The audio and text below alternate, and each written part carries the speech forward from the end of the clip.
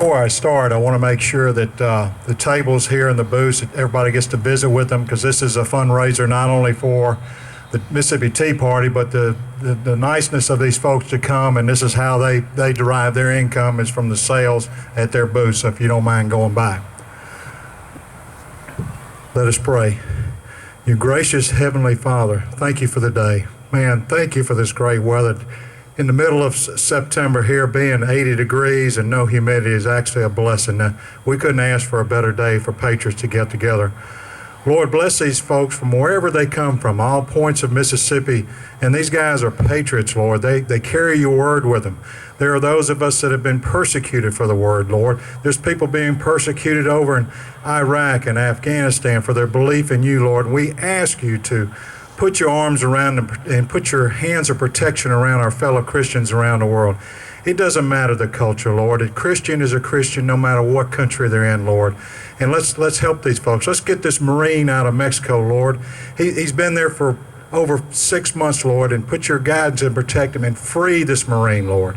Lord, be with those, and please bless the hands that prepared this food, and may we fellowship and get active in our communities. In these things we pray. Amen. Amen. Thank you, Don. So if you'll come over here to the table, we'll help you get your food.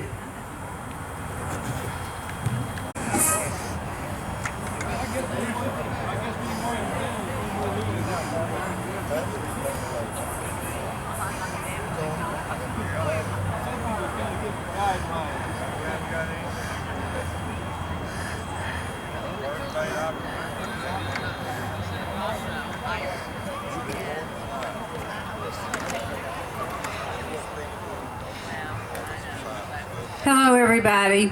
We're going to start again, but I'm going to give you a few minutes to get where you need to go. I'm going to just give you some information that I want all of you to know about.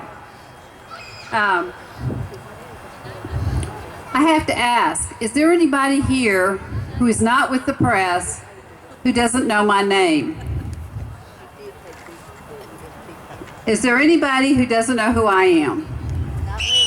I realized as I was eating lunch that I hadn't even given my name. I'm Laura Van Overshelden, and I'm the chairman of the Mississippi Tea Party. That's pretty embarrassing, isn't it? I guess there's not very many people who are willing to admit they didn't know me, huh? I want you all to know that this has been an incredible 5 years for me. I'm going to just give you a little history about my meeting of the movement of the Tea Party. I was watching Glenn Beck in 2008, 7 and 8, and he kept making sense to me. And then I started finding out from his show that there was going to be this gathering in Washington on September 12, 2009. I didn't know that there was a Tea Party actually forming in Mississippi, much less in Jackson. Then April 15th, 3,000 people gathered on the steps of the Capitol, the lawn of the Capitol, because they said we were taxed enough already. I think I put my name on about 3 or 4 lists, but I never got an email, I never got a phone call. That's how grassroots works. It's pretty messy and incomplete and not particularly effective in terms of doing all the things right. But that's okay.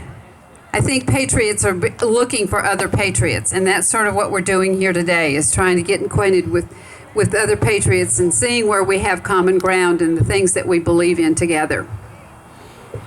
Well, I went to the Capitol in Washington on September 12, 2009, and I met some people from Michigan, some people who were from the fair tax. The day before I left, one of the physicians that I worked with said, "Are you going to Washington?" And I said, "Yes, I'm going to Washington." She says, "Oh, are you going to be on the bus?" I said, "What bus?"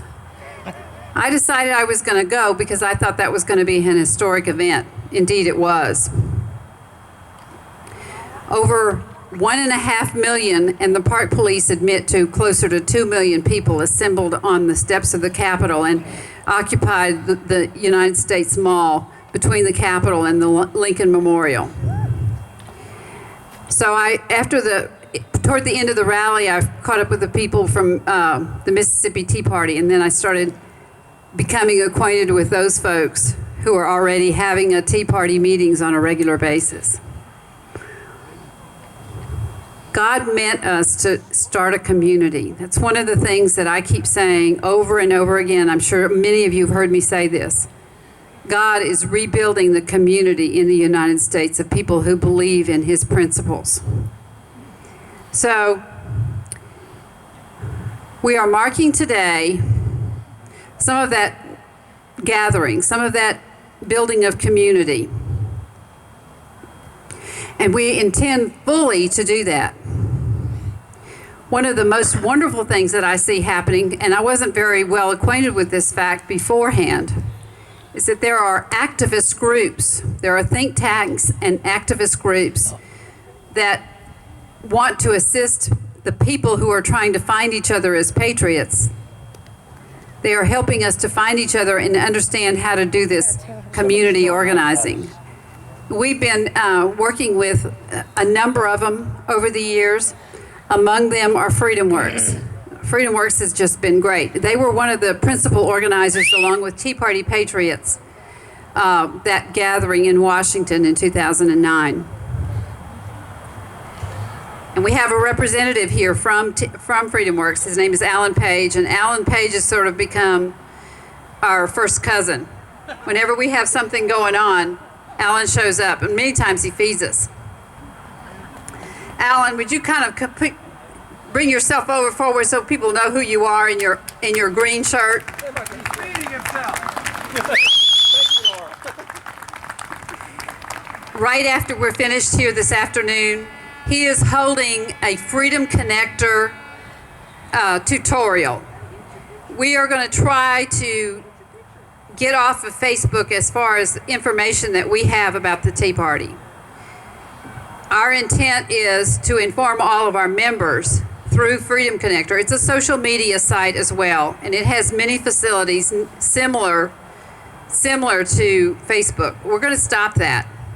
And I'm going to ask this press person not to spread this around, Mr. Boger. Because we need a way that we can have a conversation before we put our foot in our mouths. But we need to conduct some business because that's how a lot of people do business now. They do it over the internet. Now, I know that some of this is going to leak out. I know that some people are going to talk about it. I know that the NSA will probably do it. And I'm going to give you something that I don't know exactly how it happened, but I bet you the NSA had a part to play in it. Last night we showed up to protest the EXIM Bank, the Export-Import Bank, Import-Export Bank. I forget which way it comes first. It's due to expire the end of this month, I think September 30th. Well, we wanted to show up at Congressman Harper's office with signs just to let him know that we hope that he won't be voting to up the Export-Import Bank. The Export-Import Bank loans money to foreign corporations so that they can buy things from the United States. But we believe that that money never gets repaid, and it hurts our small businesses. That's what we did. We showed up just to protest, a peaceful protest. We were going to be there 15, 20, 30 minutes. 3 of our patriots got there before I did, and the Pearl Police Department, Congressman Harper's office is in Pearl, showed up and told them that they couldn't protest there. They ended up going to the police station, which is a half a block away, and they received the paperwork to request a permit. It's expensive. It is extensive, and it is expensive. You have to ask for the right to walk on the sidewalk and just express your opinion by filing this document and giving them $300. That is what you have to do to exercise your free right of speech. We actually got some video taking of the interchange between the police and our patriots, and we wrote up a little thing about it, a little resume about what it is, and we sent it to FreedomWorks. I'm hoping that it's going to come out in the press, and I hope the video will come out in the press too, that we have to pay $300 and go through a 6-page form to ask to just walk on the sidewalk and express our opinion. Evidently, the Capitol Police, and I don't mean the Jackson Capitol Police, but the U.S. Capitol Police notified the Pearl, the police department, that we were coming there to threaten Congressman Harper. The weapon that I brought is laying over there at the bottom of the tree. Would somebody pick it up and just show people what my weapon was?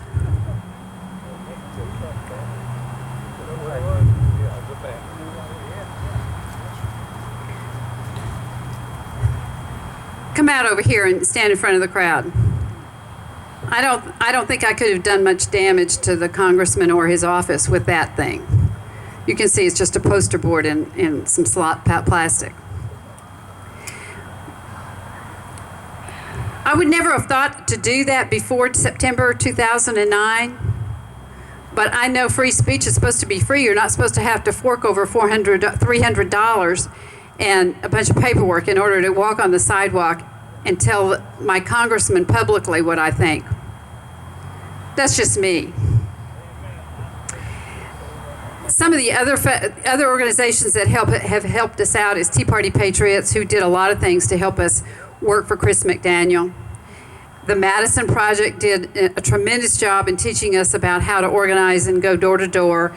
And we're going to learn a little bit about precinct organization this coming fall through their efforts. American Majority is another really wise organization that teaches activists how to express their opinion. True the Vote filed a lawsuit for us saying that we wanted our votes to be counted the same as anybody else and not to be invaded by people who don't have the full intent to vote in November. That's a state law. Tea Party Express came over the summer, and they held a rally behind the Pearl police station, and it was pretty close to impossible to get them to give us a spot where we could land. So they made us go behind the police station, which few people know about, but it has a pretty large parking lot, and we used that.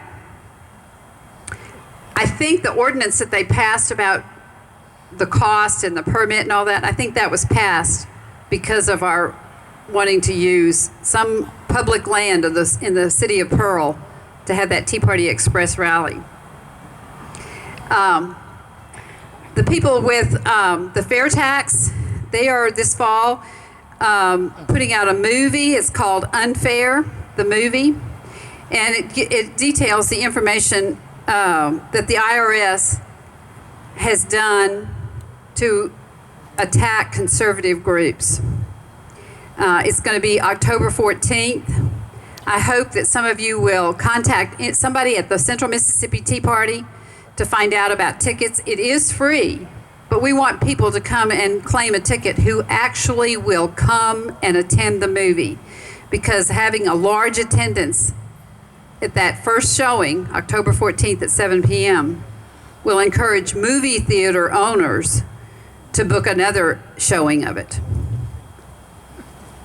Club for Growth is one that's helped Chris McDaniel. Americans for Prosperity helped his campaign. Faith and Freedom Foundation has recently started forming a chapter in the Jackson area, and they're very concerned about Common Core. And some of you may know that we did a whole lot of work all last year in anticipation of this year's legislative session to let the legislature know we didn't want Common Core. One half of the legislature did not even allow any bill to be filed that combated Common Core. The Senate did have some bills, but the Senate and the leadership in the Senate made sure that it didn't get any traction. But Faith and Freedom is working with us on that.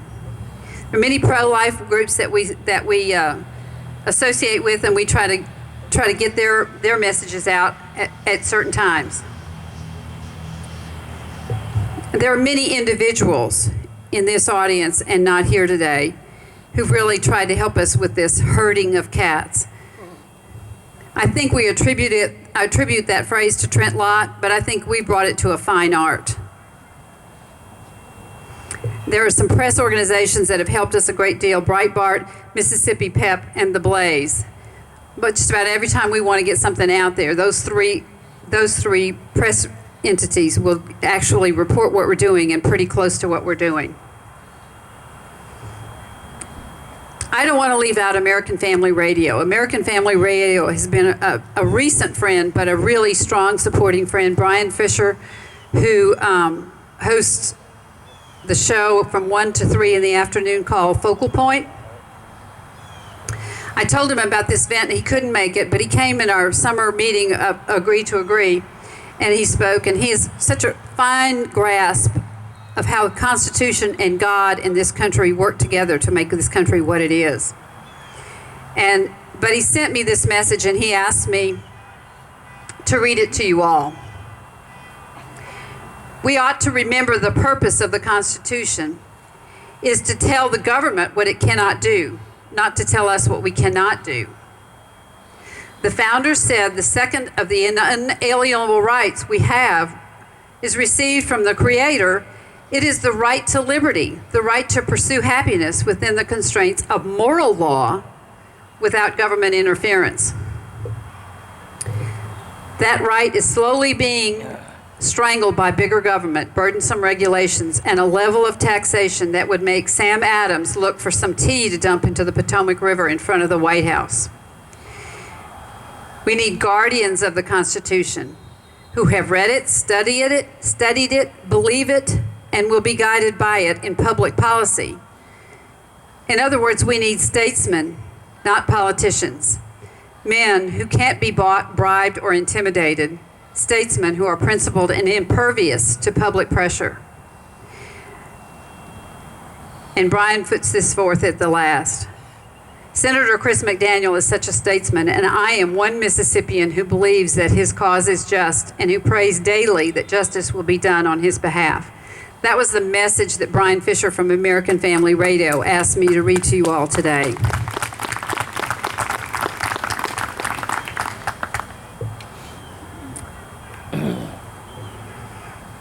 I'm really glad that we got to cover the Declaration of Independence a little bit, for the reasons that are made now apparent to you all. But there are others, so go back and read your Declaration of Independence. And I mentioned to you the book, America, Time Changed. I can't remember the second part of it. I'm trying to read it upside down.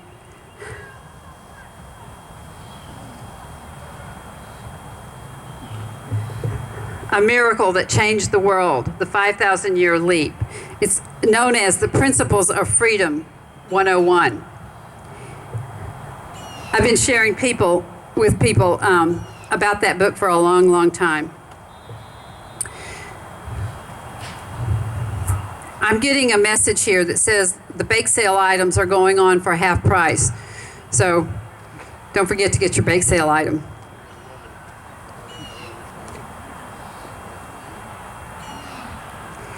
I am reminded about the $1,000 Conservative Coalition Challenge of Mississippi and all 82 other counties. That's money that they're going to put forward to this effort that we're mounting for Chris McDaniel. So, any groups that you have that really see Chris's challenge as worthy, we're asking you to get the leadership to be aware that we've been challenged by South Mississippi Tea Party and the Conservative Coalition of Mississippi in the 82 counties. Sorry for that commercial. I had to do it. This is a fundraiser. In case I hadn't told you, this is a fundraiser.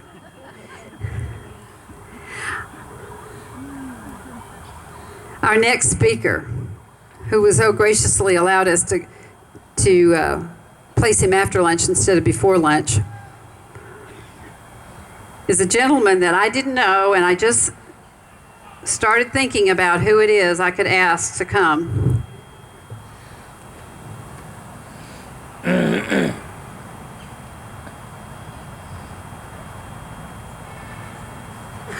I spent an hour this morning about 5:30 trying to get all of my bios together. And I do have it. His name is Bill Finley. He's known as Wild Bill for America. He hosts and appears in, I would say, 2 to 5 minute videos. Is that about right, Bill? To draw the important facts about the Constitution together, the culture of this country as it should be, and what he and I have known it to be growing up. I think Bill and I are probably pretty close to the same age. He grew up in the Colorado Rockies. He had a successful career in law enforcement, serving both as a deputy sheriff and as a deputy U.S. Marshal. He is a graduate of the Colorado Law Enforcement Academy, the Federal Law Enforcement Academy, and the U.S. Marshals Academy. Prior to law enforcement, Bill served with the U.S. Marines as a corpsman. In 2000, Bill headed off to Montana Bible College and then served on a mission field in Haiti, the Dominican Republic, Honduras, and West Africa. He has absolute confidence in God, his Son Jesus Christ, and his written word, the Bible. As a security specialist, Bill has tackled Islamic violence and intimidation head-on, recruiting and training security teams to protect missionaries serving around the world. Having studied Islam intensely and seen how it operates firsthand, Bill is well qualified to speak out about the dangers of this religion, presents. As one of the first Tea Party members, Bill continues his policy of speaking the truth boldly and encouraging others to do the same. And so I give you, Wild Bill for America, Bill Finley.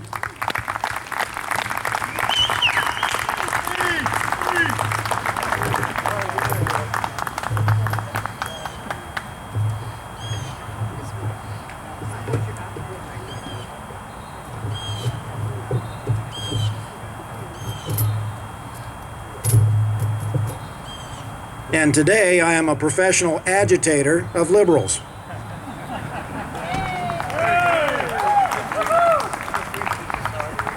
I'm going to move this right over here. I think this will work. Thank you. While we're on the topic, the Supreme Court has ruled that no citizen ever has to ask permission from the government prior to exercising their right to free speech.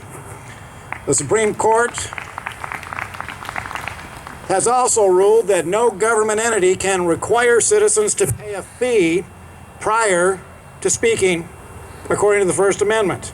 And a permit is nothing but a permission slip.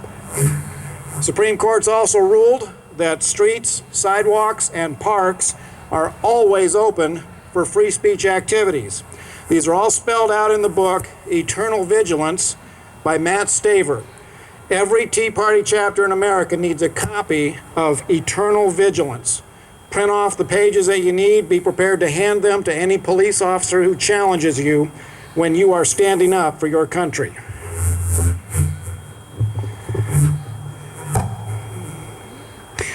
Okay, we are here today about the undermining of free and fair elections, one of the greatest threats to American freedom today. Such shenanigans would never be tolerated by our founding fathers. Now, I speak at events all around the nation, and you know what the number one factor is that allows the worst left-wing extremists to win elections? Less than half of the people on our side bother to go out and vote. They say things like, "What's the use? My vote doesn't count anymore." Or, "What's the use? The other side cheats." Yes, they do. And when our side stays home on election day, it doubles the effectiveness of their cheating. I try not to get angry with the quitters, but I do. Discouragement is contagious. and we must not allow discouragement to take root in our ranks. It is not just Mississippi that needs McDaniel to be victorious. The entire nation needs to see the voter fraud gang smacked down vigorously.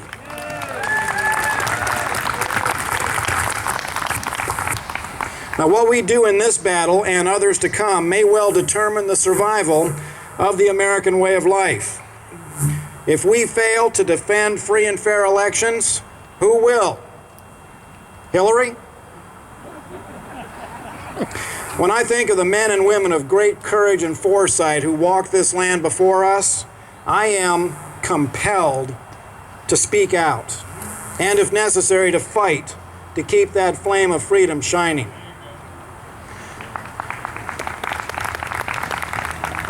It is through the ballot box that Americans take part in government. And if free and fair elections are stolen away by political corruption, then the only avenue for free men and women will be in the streets. And that could get ugly.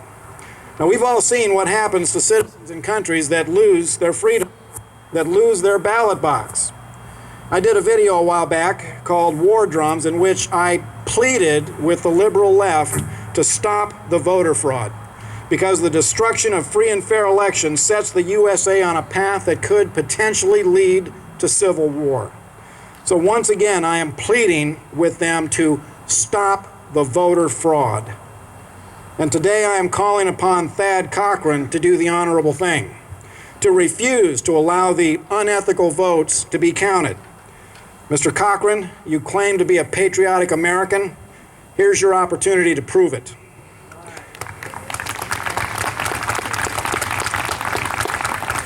You and I are both old enough to remember when cheating was abhorred by all Americans. A real American would rather lose honestly 100 times than to win once by cheating. And I'm also calling upon Mr. Cochran to apologize for the vile tactic of falsely crying racism for votes. That is one of the most despicable tactics of the left, and I am deeply ashamed that a Republican would stoop to that level.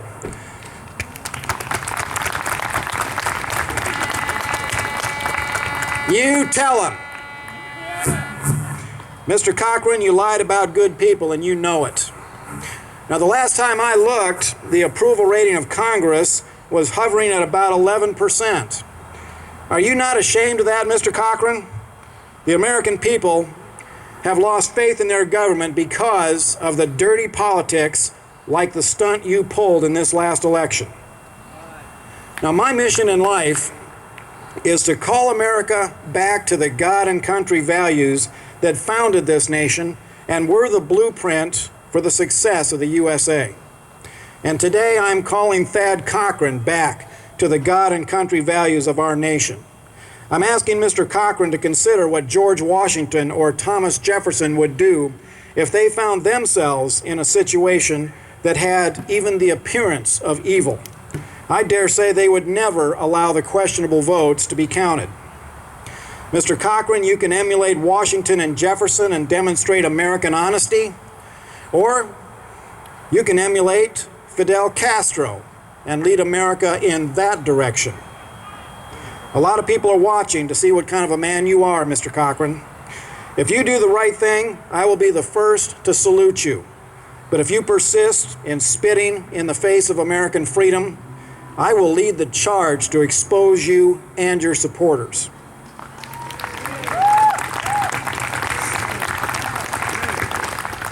Now, we're here over a stolen election, but there's a whole lot more to this. My brother and I were talking on the drive up here, and I asked, how is it possible to spend the most prosperous nation in the world to oblivion? I don't know, but somehow the United States Congress found a way. We are $17 trillion in debt, and in my opinion, that borders on treason. Anyone who has been in Congress more than 10 years has their fingerprints all over that national debt. And the idiotic spending frenzy continues. The USA desperately need people like Chris McDaniel in the Senate to reverse the lunacy.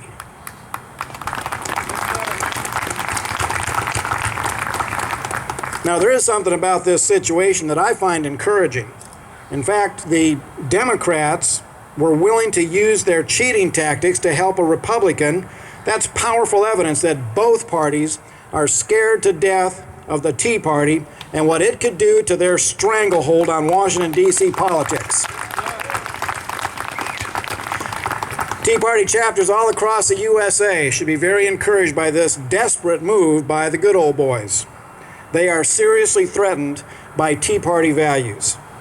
And what are those values? The Tea Party demands that taxes be kept reasonable, and they expect that tax money that is collected be spent wisely. And we demand honesty and accountability in government. Now, if we were to do a national poll of every voter in America, many would agree with those principles. I dare say every single one of them. And that is why certain elements have worked so hard to smear the Tea Party, to silence our message, and to steal elections to keep Tea Party candidates from threatening their schemes. Well, the Tea Party message is getting out. The lies about the Tea Party being racist are falling apart as more and more people learn the truth. Now, we all saw the terrible rioting in Ferguson, Missouri not too long ago, apparently because a law enforcement officer defended himself against a violent criminal. So the rioters smashed, looted, and burned the businesses of people who had nothing to do with the incident. I guess we can call that Democrat-style justice. Well, guess what the St. Louis Tea Party did? They went to Ferguson, specifically to encourage those victimized business owners and to help them get their businesses back in operation. Most of the Tea Party members were white, and the black shop owners were surprised to see them show up. Bill Hennessy, one of the organizers of the Tea Party, tells of a black man who asked Bill who they were. And when Bill told him they were St. Louis Tea Party, the man said, "Tea Party? You bad boys." And then the man was quiet for a moment, and he asked, "Tea Party come up here to do this for us?" Bill Hennessy said, "That's right." Man was quiet for a bit longer, and then it was like they were best friends. And the big lie died just like that. The lie that the Tea Party is racist. That is how good Americans can defeat the massive media smear campaign, by going out and meeting people face to face, and by fighting to ensure that when good men and women run for office, the election does not get stolen by un-American political corruption. Men of integrity like Chris McDaniel are stepping up to bring this nation back to a national policy of American values and to put an end to the anything goes free-for-all that is now American politics. That American flag, red, white, and blue, means something. It represents the best for the world. It represents a nation that has stood against oppressors for 2 centuries. It's known worldwide as the flag of freedom. But it will not be the flag of freedom much longer if the tactics that we saw in this election are allowed to become the new American way. Now, my dad walked across much of Europe carrying an M1 rifle to keep freedom from being snuffed out by evil men. My brother Tom served in the Marine Corps to stand against evil men, and to this day, he lives in pain from injuries he got while serving as a Marine. I salute my brother. And today I have no problem declaring that evil men have infiltrated all the way up to the highest levels of our government. And their goals are basically the same as the others: to make the American flag irrelevant or to replace it with one of their own. Well, let me make this as clear as a bell. The American flag will not be diminished or taken down unless it's over my dead body.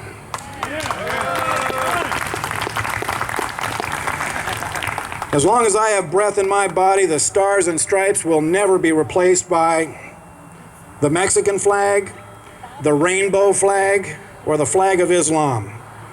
Or worse, an American flag with Obama's picture where the stars are supposed to be. Have you seen that one yet? Yeah. And there's another flag that I don't ever want to see flying over the United States, and that is the flag of the United Nations. But that is a topic for another day. I truly believe that if we use our First Amendment right to free speech well, we will never have to fall back on the Second Amendment. Now, right alongside freedom of speech is freedom of religion. Our founding fathers considered those to be of prime importance. This nation was founded upon a deep respect for God and the Bible. George Washington said that it is impossible to rightly govern without God and the Bible. For 200 years, the American conscience was sensitive and concerned about walking that narrow road of righteousness. I call that the one nation under God highway. Ronald Reagan said, if we ever forget that we are a nation under God, we will be a nation gone under. And that is the precarious position that we find ourselves in today. This nation is facing massive problems economically and morally. And I believe that every major problem our nation is facing today can be traced directly to us walking away from the God and country faith of our founding fathers. There's a concerted effort to remove patriotic themes from our classrooms as well as God themes. Now, when I was growing up, God and country went together like peanut butter and jelly. And here's a Wild Bill bullet of truth for America. No one who is ashamed of the United States should ever win an election in this country. And while we're at it, no one who is ashamed of the United States should ever be trusted to teach our children. And once we get Mr. McDaniel sworn in, I hope he will take issue with those who are undermining American patriotism in our schools. I want to thank Mr. McDaniel for staying in the fight, and I want to thank you for inviting me to be a part of this event. We need to stick together. You can contact me at www.wildbillforamerica.com, and if you want to get some practice doing battle with the left, subscribe to my YouTube channel. Same name, Wild Bill for America. My videos drive them nuts, and they send me hate mail every day. I really enjoy it when my friends get on there and defend me. Thank you, everyone, for having me here, and America bless God again.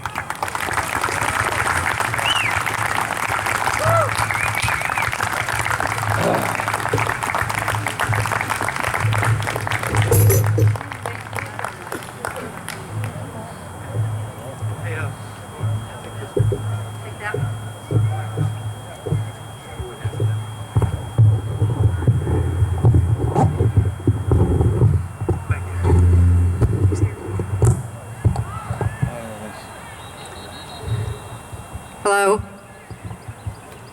Bake sale stuff is half off. Bake sale stuff is still half off. There are a couple of things that I really want to talk to you all about. I'm not sure I'm going to be able to get to them all, but I'm going to mention them briefly. And the folks who actually have firsthand knowledge about all of this is here. We have a gentleman whose name is Steve Hopkins. He got his act together, got really busy, and started organizing what we're calling the conservative coalitions in every county in the state of Mississippi. I'm going to have him speak. I'm also got some information that I want to be given from Don Hartness. Don Hartness has some real witness to the fact that two servicemen, former servicemen, were assaulted for being white people. He's going to give that information. We have to make these messages really short because our special speaker for the afternoon is here. Steve, would you please come forward? Steve's going to reintroduce us the fact, much of what we were reminded to earlier in the day, that the consent of the governed is very important. Steve is a graduate of Ole Miss. He wouldn't give me very much to talk about himself. He doesn't like to talk about himself. But he's an Ole Miss graduate, and he is the man who got busy and got the conservative coalitions put together. Steve Hopkins. Thank you, Laura. I knew that would. Hey, there's one thing that can divide this state now. Hotty toddy versus go dogs, huh? Hey, don't make me come back there and tip your chair over. Wild Bill, I had a special message for you too. Our buddy Joe Dan told me to tell you, hey, cuz. So, did anybody see did Mitch Tyner make it? Okay, well, anyway, I thought I was going to be late coming in because I passed Mitch on the highway coming up here, and he was just standing on the side of the road by his car. I pulled over, thought maybe he had a flat tire or something. I got out and I said, Mitch, what's going on? He said, I hit this possum. I said, well, okay. He said, yeah, I just jumped right out in front of me. I said, Mitch, that don't look like a possum. I said, I'm an old country boy from North Mississippi. I said, doesn't look like a possum to me. He said, yeah, it's a possum. I said, okay, if you say so. I said, what did it look like before you hit it? He said, so anyway, like to start things off with a laugh because right now it's kind of hard to laugh, but we need to laugh. We need to come together and stay unified.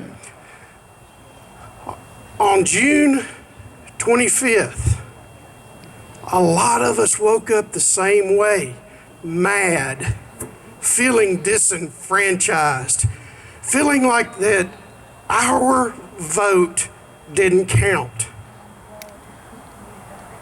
Well, a few of us got together and we said, we've got to make change and we can't just keep talking about it because the consent of the governed matters.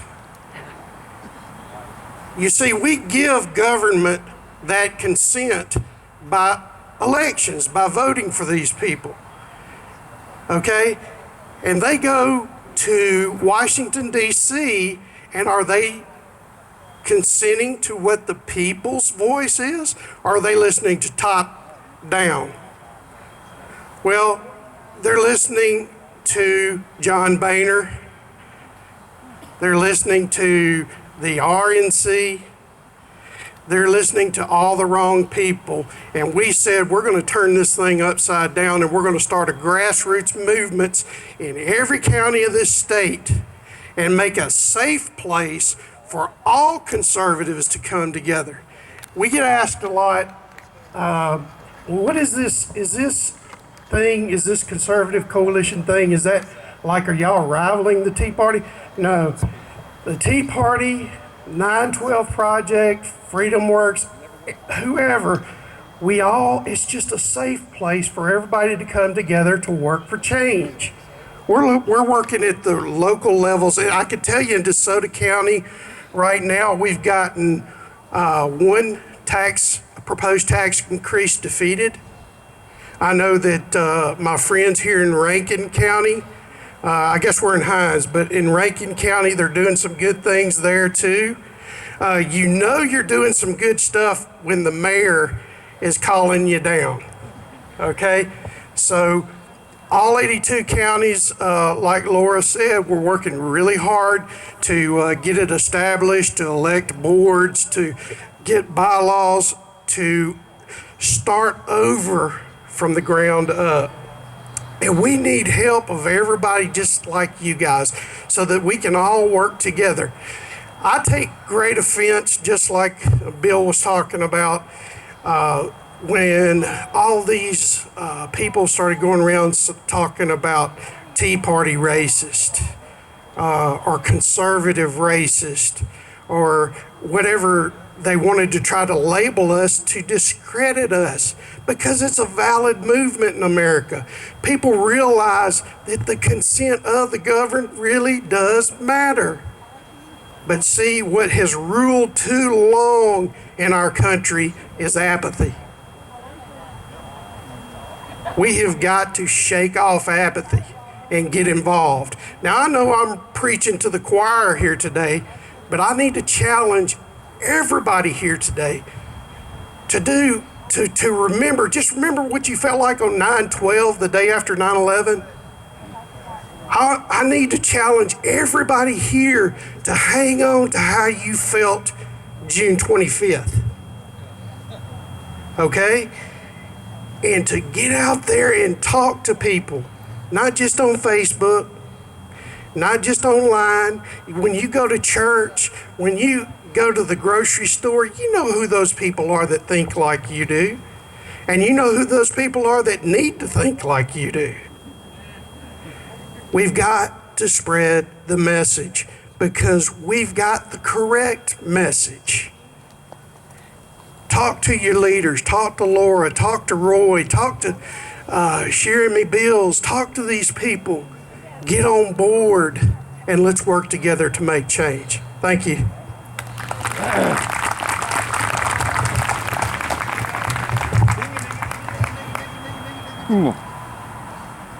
I'm not going to get up there again.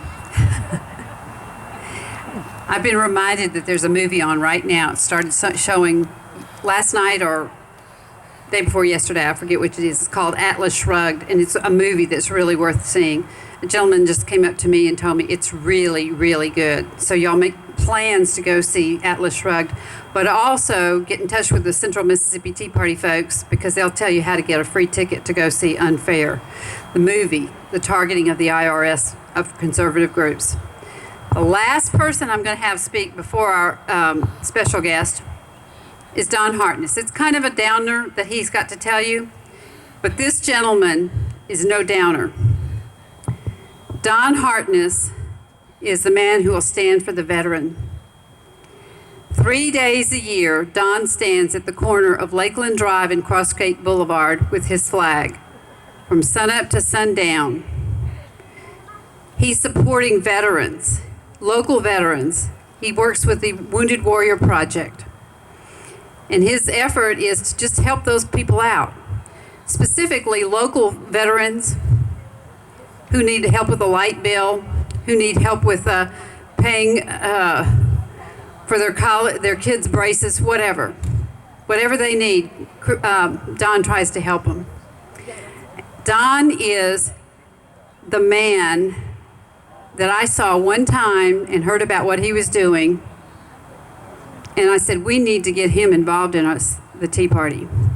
So he came and joined the Central Mississippi Tea Party now, and he's on our board. He is the man who will stand by himself if necessary, but we need more help. We need more people to stand with Don. Don Hartness.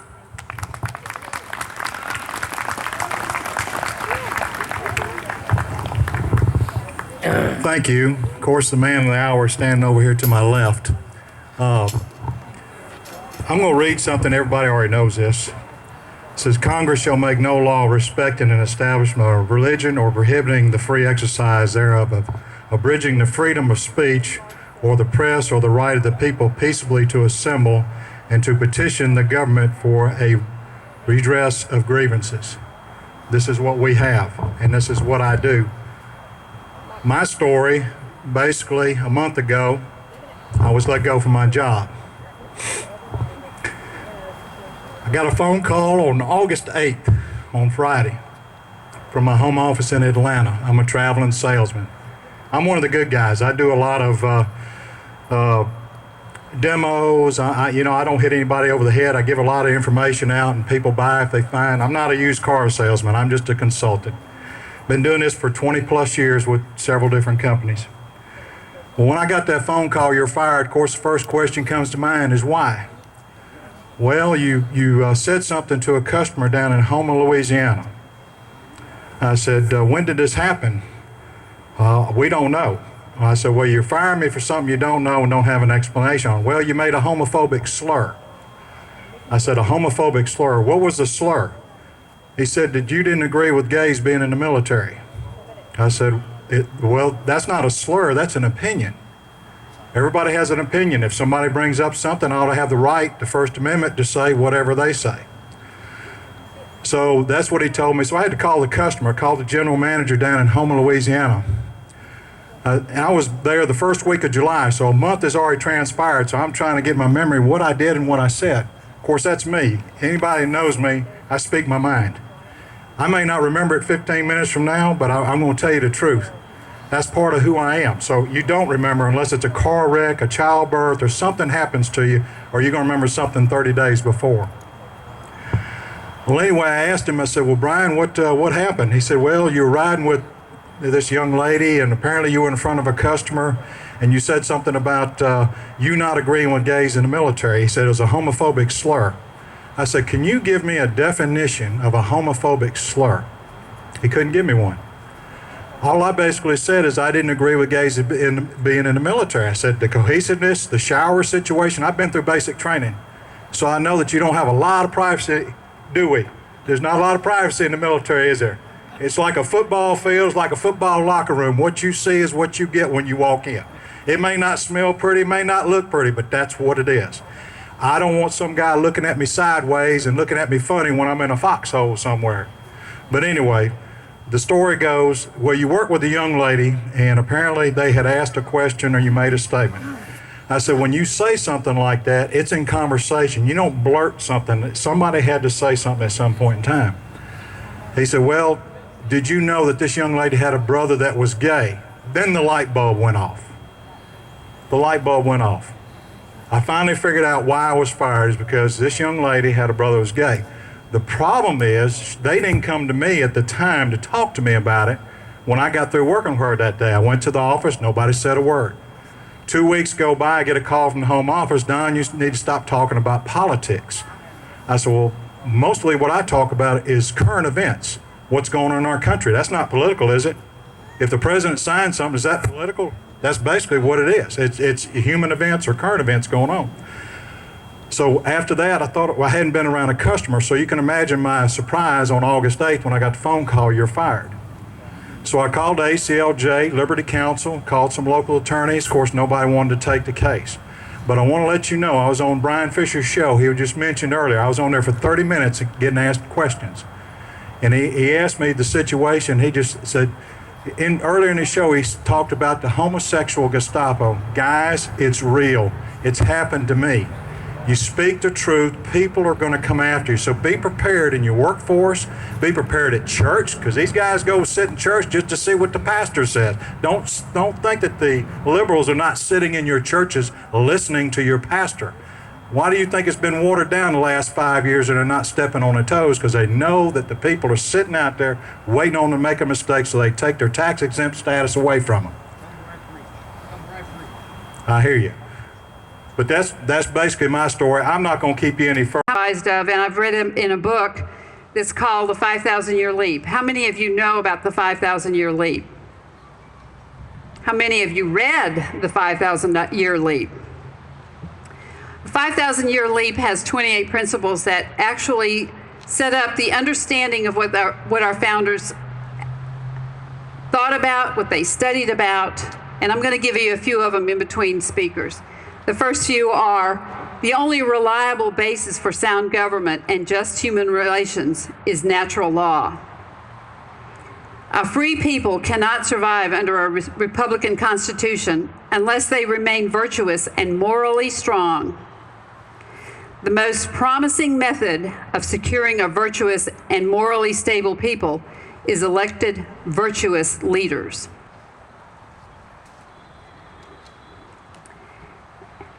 Those leaders have identified themselves to us on a number of occasions, and two of them we have next, who are going to talk to you about the Declaration of Independence.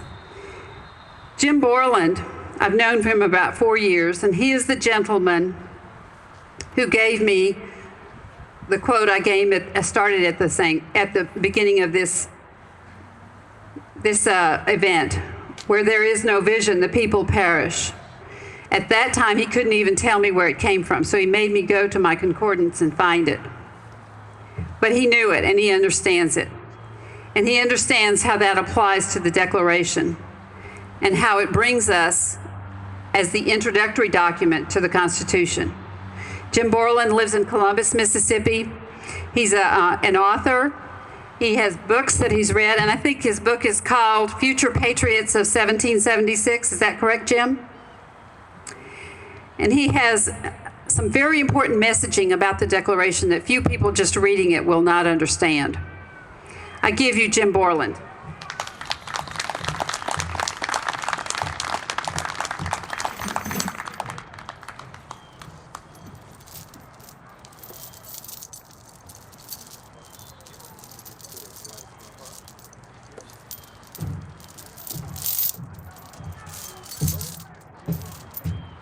Thank you, Laura. They say a picture paints 1,000 words, so I'm using this little illustration here as a takeoff from the statement that Thomas Jefferson made. He said, "Let us bind the government down from mischief with the chains of the Constitution." Well, actually, there are no physical chains of the Constitution, but that's a metaphor we understand. But if there were any chains, what would the chains be made of? It would be us, linked together with a common understanding of the core principles and precepts of the Constitution. And to the degree that we understood it would be the degree of the strength of that chain. Now, symbolically, this chain has two hooks on it, and one, if you would liken it to the Constitution, and the other one to the Declaration of Independence. Those two hooks that link these links have tremendous binding effect on our government. If the people are versed in them. These two young men, appropriately from the Constitution Party, have been kind enough to help me paint this illustration for you. They asked me to have you stop by their table. They have copies of the Constitution that they'd like to give you. Thank you guys.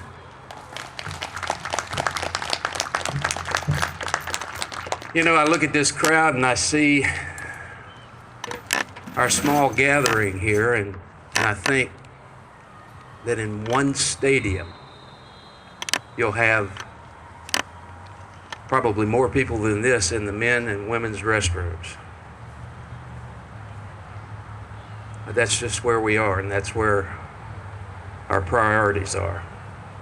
It's come to me recent that there's one word mentioned 3 times in the preamble of the Constitution. And without that one word, the Constitution can't work. I want you to think about that one word. Now, my topic is on the Declaration of Independence, and some people might say, well, this is Constitution Week that we're commemorating. Why do you want to talk about the Declaration? The Declaration is the organic foundation for the Constitution. There is no Constitution without the Declaration. It's just like a building. A building has to have an organic foundation. And then it has to have a structural foundation. If you'll think about that preamble as that structural foundation, and that superstructure, which is the main body of the Constitution, rests on those two foundations. And those two foundations, the structural and the organic, are integrated together. And if you don't understand it in that context, then you wouldn't make a good building contractor.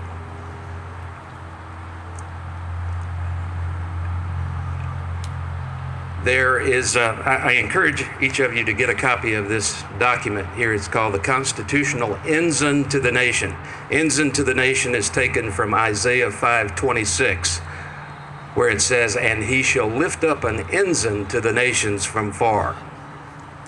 Our Constitution is an ensign to the nations. Unfortunately, we export a lot less desirable things than our Constitution, regretfully.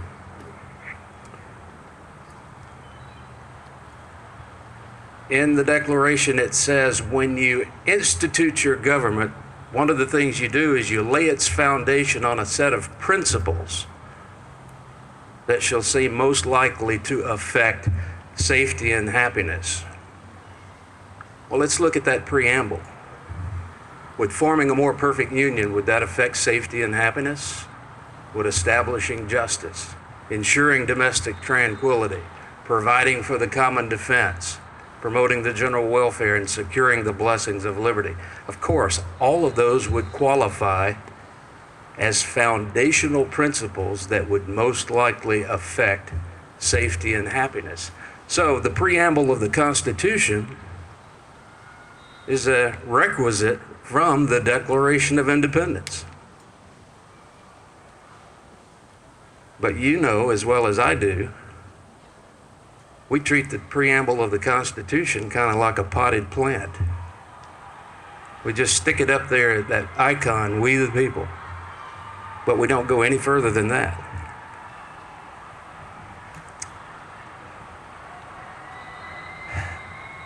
The Declaration and the language of the Declaration is more advanced than our language, and that's why it's a little bit harder to understand and grasp. I would encourage you to ponder over it and over it and over it to get the meaning. But this one-page document will help identify 6 core precepts that are essential for every generation to maintain. If we don't, we lose our ideological identity as to who we are as Americans.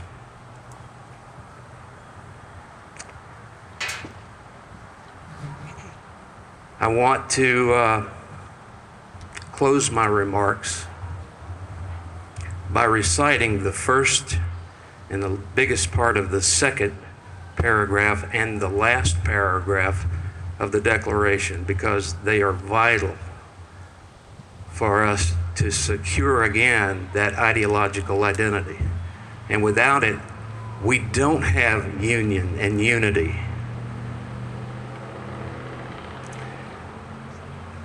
When in the course of human events, it becomes necessary for one people to dissolve the political bands which have connected them with another, and to assume among the powers of the earth the separate and equal station to which the laws of nature and nature's God entitle them.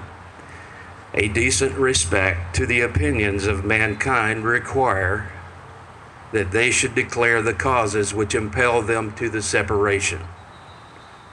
We hold these truths to be self-evident, that all men are created equal in that they are endowed by their Creator with certain unalienable rights. That among these are life, liberty, and the pursuit of happiness. And to secure these rights, governments are instituted among men, deriving their just powers from the consent of the governed. That when any form of government becomes destructive of these ends, it's the right of the people to alter or to abolish it and institute new government, laying its foundation on such principles and organizing its powers in such forms as to them shall seem most likely to affect their safety and happiness. Prudence indeed will dictate, this is very important, that government long established should not be changed for light and transient causes. And accordingly, all experience hath shown that mankind are more disposed to suffer while evils are sufferable than to right themselves by abolishing the forms to which they're accustomed. But when a long train of abuses and usurpations invariably pursuing the same object evidences a design to reduce them under absolute despotism, it is their right, it is their duty to throw off such government and to provide new guards for their future security. Such has been the patient sufferance of these colonies, and such as now, as of necessity, constrains them to alter their former systems of government. We therefore are the representatives of the United States of America in General Congress assembled, appealing to the Supreme Judge of the world for the rectitude of our intentions. Do in the name and by the authority of the good people of these colonies solemnly publish and declare that these united colonies are and of right ought to be free and independent states, that they are absolved from all allegiance to the British Crown, and that all political connection between them and the state of Great Britain is totally dissolved.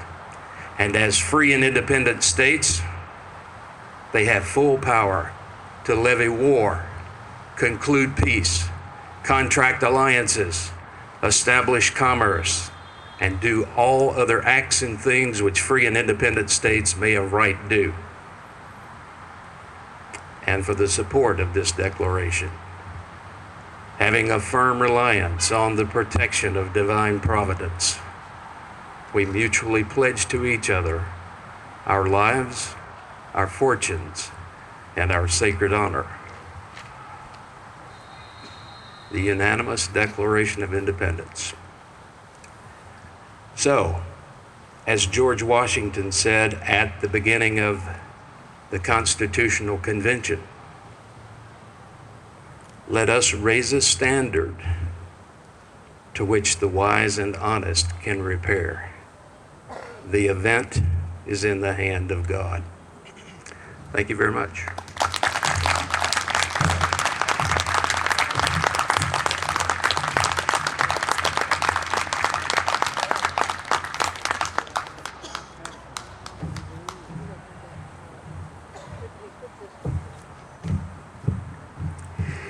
The Declaration is getting us ready for the Constitution. One of the things that I've asked a friend to do is to talk about how the Declaration and its need at that time parallels our need for right now. Roy Nicholson is the original chairman of the Mississippi Tea Party. He is the immediate past chairman of the Mississippi Tea Party. And I've asked him to draw those parallels. Now, some of those parallels are actually enumerated in the Declaration, and I think he's going to show you where we are today and how close we are to that. Roy.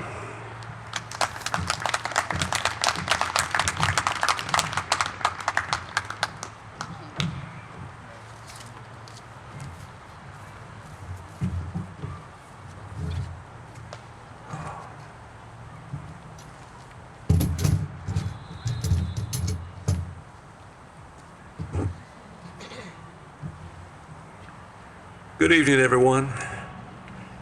God gave us a beautiful day, cool for once, no bright sun, nothing burning us. It's a good day to celebrate, if I can get this stand to work.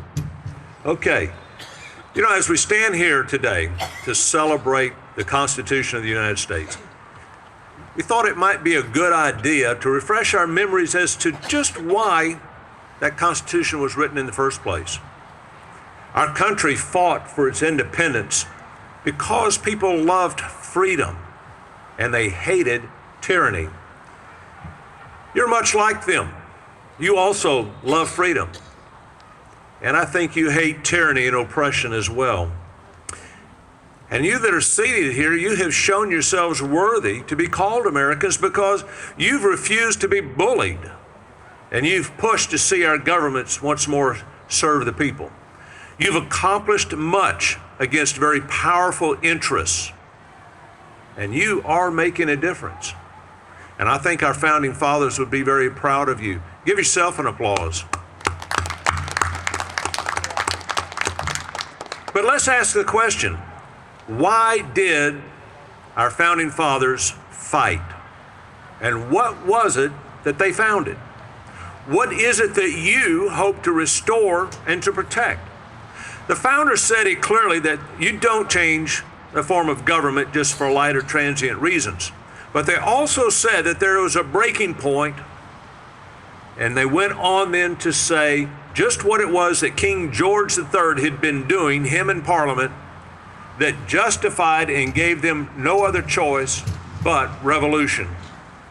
So as we celebrate our Constitution, let's first take a little look back in history to a few of the things old King George was doing and that the founders found so unbearable. And just for kicks, as we go along, let's compare those to what we're experiencing today from the hands of the federal government. Maybe then we'll better understand why those revolutionaries wrote the Constitution, because they did it just 11 years after they started that fight.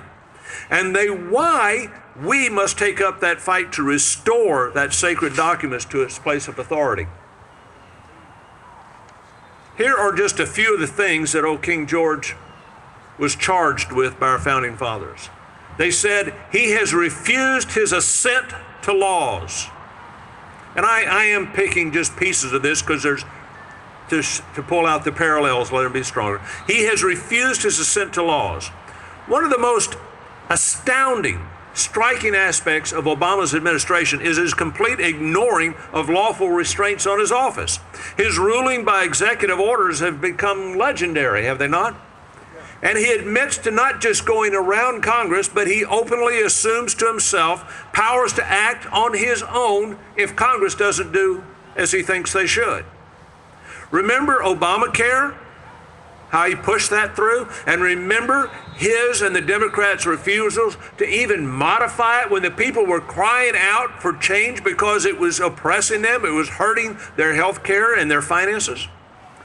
Remember how Obama has acted unilaterally to redefine our immigration laws? Every day we read of his administration's ignoring of our laws, and sadly, even our Republican congressmen and senators refuse to stand up and stop him. King George has forbidden his governors to pass laws of immediate and pressing importance. Ask Arizona what happens when you pass laws inconsistent with Obama's dictates. George has endeavored to prevent the population of these states for that purpose, obstructing the laws of naturalization of foreigners. Immigration is a fine example of Obama's assumption of kingly powers. Back then, the king stopped immigrants from coming to the colonies when the colonies were calling for them and needed them. Now, our government forces these illegal immigrants upon us, even though we do not need them and we do not want them. He refuses to enforce the border, and he orders the Border Patrol and ICE and other agencies to ignore standing law and even current regulations and allow these people in.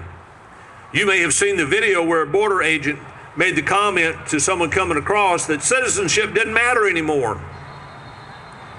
Obama is single-handedly acting completely contrary to the laws passed by Congress and is rewriting immigration law himself. And may I add to that, we had the Supreme Court take upon itself the duty of legislation by ruling that the penalty in Obamacare was not a penalty, it was a tax, and therefore it was constitutional. Do you remember when the Supreme Court betrayed you with that? Yes. That was the day that our constitutional republic actually died. I will go on. The king, the founder said, has erected a multitude of new offices and sent hither swarms of officers to harass our people and eat out their substance. Does that sound familiar? The number of federal law agencies and regulations is just overwhelming. There are now over 1 million federal laws and regulations alone. Over 1 million. Federal agencies are claiming absolute authority over our lands, our water, our children, the education, our industries, our money, over every aspect of your life, including your privacy for phone calls and papers and everything. The disgusting alphabet soup of agencies seem to have no real purpose other than the harassment of our people and the theft of their rights, their freedoms, and their property. Also consider the buildup of Department of Homeland Security and TSA agents. They're operating in more